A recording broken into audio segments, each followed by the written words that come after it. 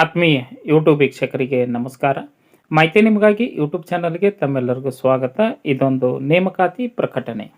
ಕೇಂದ್ರ ಸರ್ಕಾರದ ಅಧೀನದಲ್ಲಿ ಬರತಕ್ಕಂತಹ ಆರೋಗ್ಯ ಇಲಾಖೆ ಅಥವಾ ಆರೋಗ್ಯ ಸಚಿವಾಲಯದ ಅಡಿಯಲ್ಲಿ ಬರುವ ಬೆಂಗಳೂರಿನ ರಾಷ್ಟ್ರೀಯ ಮಾನಸಿಕ ಆರೋಗ್ಯ ಮತ್ತು ನರವಿಜ್ಞಾನ ಸಂಸ್ಥೆ ನಿಮಾನ್ಸ್ ಇಲ್ಲಿ ಗ್ರೂಪ್ ಬಿ ಮತ್ತು ಸಿ ವೃಂದದ ಹುದ್ದೆಗಳ ನೇಮಕಾತಿಗೆ ಅರ್ಹ ಅಭ್ಯರ್ಥಿಗಳಿಂದ ಅರ್ಜಿ ಆಹ್ವಾನಿಸಲಾಗಿದ್ದು, ಆಸಕ್ತ ಅಭ್ಯರ್ಥಿಗಳು ಈ ಒಂದು ಹುದ್ದೆಗಳಿಗೆ ಅರ್ಜಿ ಸಲ್ಲಿಸಬೇಕು.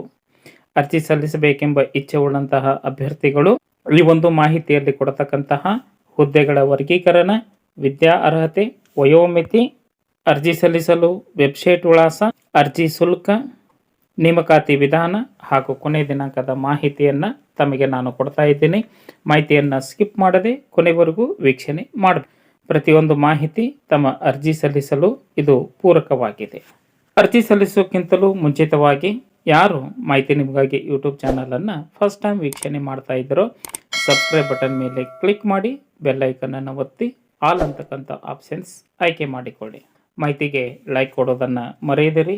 ಈಗಲೇ ಲೈಕ್ ಬಟನ್ ಮೇಲೆ ಕ್ಲಿಕ್ ಮಾಡಿ. ಬನ್ನಿ ನಿಮಾನ್ಸ್ನಲ್ಲಿ ನೇಮಕಾತಿ ಕುರಿತು ತಿಳಿದುಕೊಳ್ಳೋಣ. ಬೆಂಗಳೂರಿನ ರಾಷ್ಟ್ರೀಯ ಮಾನಸಿಕ ಮತ್ತು ಆರೋಗ್ಯ ನರವಿಜ್ಞಾನ ಸಂಸ್ಥೆ ನಿಮಾನ್ಸ್ನಲ್ಲಿ 52 ಗ್ರೂಪ್ ಬಿ ಮತ್ತು ಸಿ ಹುದ್ದೆಗಳ ನೇಮಕಾತಿಗೆ ಅರ್ಜಿ ಆಹ್ವಾನಿಸಲಾಗಿತ್ತು. ಹುದ್ದೆಗಳ ವರ್ಗೀಕರಣ senior scientific assistant, technician, library assistant, artist, photographer, stenographer, junior secretarial assistant, hospital assistant ಸೇರಿದಂತೆ ಒಟ್ಟು 52 ಹುದ್ದೆಗಳ ನೇಮಕಾತಿಗೆ ಅರ್ಜಿ ಆಹ್ವಾನಿಸಲಾಗಿತ್ತು. ಎಲ್ಲ ಹುದ್ದೆಗಳಿಗೆ ಅರ್ಜಿ ಸಲ್ಲಿಸಬೇಕೆಂಬ ಇಚ್ಛೆ ಉಳ್ಳಂತಹ ಅಭ್ಯರ್ಥಿಗಳು ಅವರ ವಿದ್ಯಾರ್ಹತೆ ಸೀನಿಯರ್ ಸೈಂಟಿಫಿಕ್ ಅಸಿಸ್ಟೆಂಟ್ ಹುದ್ದೆಗೆ ಜೀವ ವಿಜ್ಞಾನ ವಿಷಯದಲ್ಲಿ ಸ್ನಾತಕೋತ್ತರ ಪದವಿಯನ್ನು ಪಡೆದುಕೊಂಡಿರಬೇಕು ಅಥವಾ ತತ್ಸಮಾನ ವಿದ್ಯಾರ್ಹತೆಯನ್ನು ಹೊಂದಿರಬೇಕು.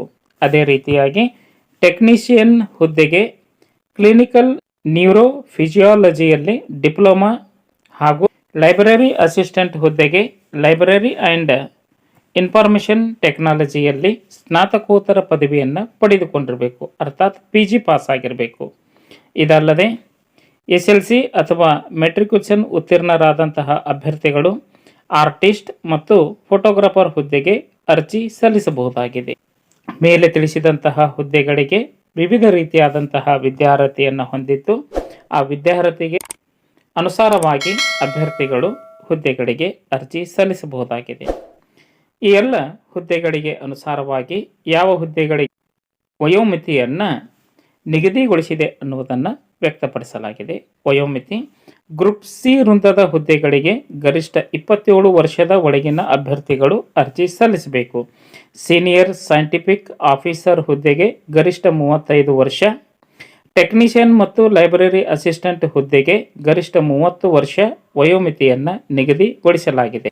ಈ ವಯೋಮಿತಿಯಲ್ಲಿ ಸಡಲಿಕೆಯನ್ನು ಕೋರುವಂತಹ ಅಭ್ಯರ್ಥಿಗಳು ಸರ್ಕಾರದ ನಿಯಮ ಅನುಸಾರವಾಗಿ ಪರಿಶಿಷ್ಟ ಜಾತಿ ಮತ್ತು ಪರಿಶಿಷ್ಟ ಪಂಗಡದ ಅಭ್ಯರ್ಥಿಗಳಿಗೆ 5 ವರ್ಷ, OBC ವರ್ಗದ ಅಭ್ಯರ್ಥಿಗಳಿಗೆ 3 ವರ್ಷ, ಅಂಗವಿಕಲ ಅಭ್ಯರ್ಥಿಗಳಿಗೆ 10 ವರ್ಷ ವಯೋಮಿತಿಯಲ್ಲಿ ಸಡಲಿಕೆ ಇರಲಿದೆ. ಅಭ್ಯರ್ಥಿಗಳು ಸರ್ಕಾರ ಸೂಕ್ತ ದಾಖಲೆಗಳನ್ನು ಅರ್ಜಿ ಜೊತೆಗೆ ಅಪ್ಲೋಡ್ ಮಾಡಬೇಕು.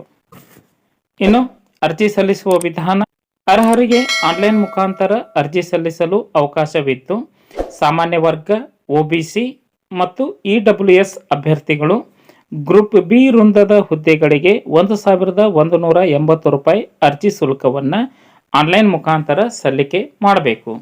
ತಮ್ಮ ಮೊಬೈಲ್ ಅಥವಾ ಸಮೀಪದ ಕಂಪ್ಯೂಟರ್ ಸೆಂಟರ್ಗೆ ಹೋಗಿ ಅರ್ಜಿ ಸಲ್ಲಿಸಬಹುದಾಗಿದೆ. ಇನ್ನು ಗ್ರೂಪ್ ಸಿ ವೃಂದದ ಹುದ್ದೆಗಳಿಗೆ 885 ರೂಪಾಯಿ ಅರ್ಜಿ ಶುಲ್ಕವನ್ನು ಆನ್ಲೈನ್ ಮುಖಾಂತರ ಸಲ್ಲಿಕೆ ಮಾಡಬೇಕು. ಅದೇ ರೀತಿಯಾಗಿ ಪರಿಶಿಷ್ಟ ಜಾತಿ, ಪರಿಶಿಷ್ಟ ಪಂಗಡದ ಅಭ್ಯರ್ಥಿಗಳು ಗ್ರೂಪ್ ಬಿ ವೃಂದದ ಹುದ್ದೆಗಳಿಗೆ 885 ರೂಪಾಯಿ ಮತ್ತು ಗ್ರೂಪ್ ಸಿ ವೃಂದದ ಹುದ್ದೆಗಳಿಗೆ 590 ರೂಪಾಯಿ ಅರ್ಜಿ ಶುಲ್ಕವನ್ನು ನಿಗದಿಪಡಿಸಲಾಗಿದೆ. ಅಂಗವಿಕಲ ಅಭ್ಯರ್ಥಿಗಳಿಗೆ ಮಾತ್ರ ಶುಲ್ಕ ವಿನಾಯಿತಿಯನ್ನು ನೀಡಲಾಗಿತ್ತು. ಈ ಅರ್ಜಿ ಶುಲ್ಕವನ್ನು ಅಭ್ಯರ್ಥಿಗಳು ಗಮನಿಸಬಹುದಾಗಿದೆ. ಅರ್ಜಿ ಶುಲ್ಕವನ್ನು ಅರ್ಜಿ ಸಲ್ಲಿಸುವ ಸಂದರ್ಭದಲ್ಲಿ ತಾವು ಆನ್ಲೈನ್ ಪೇಮೆಂಟನ್ನು ಮಾಡಬಹುದಾಗಿದೆ. ಅರ್ಜಿ ಸಲ್ಲಿಸಿದ ಅಭ್ಯರ್ಥಿಗಳಿಗೆ ಆಯ್ಕೆ ಪ್ರಕ್ರಿಯೆ. ಅಭ್ಯರ್ಥಿಗಳಿಗೆ ಆನ್ಲೈನ್ ಮುಖಾಂತರ ಪರೀಕ್ಷೆಯನ್ನು ನಡೆಸಲಾಗುತ್ತದೆ. ಎರಡನೇ ಹಂತವಾಗಿ ಕೌಶಲ್ಯ ಪರೀಕ್ಷೆಯನ್ನು ನಡೆಸಲಾಗುತ್ತದೆ.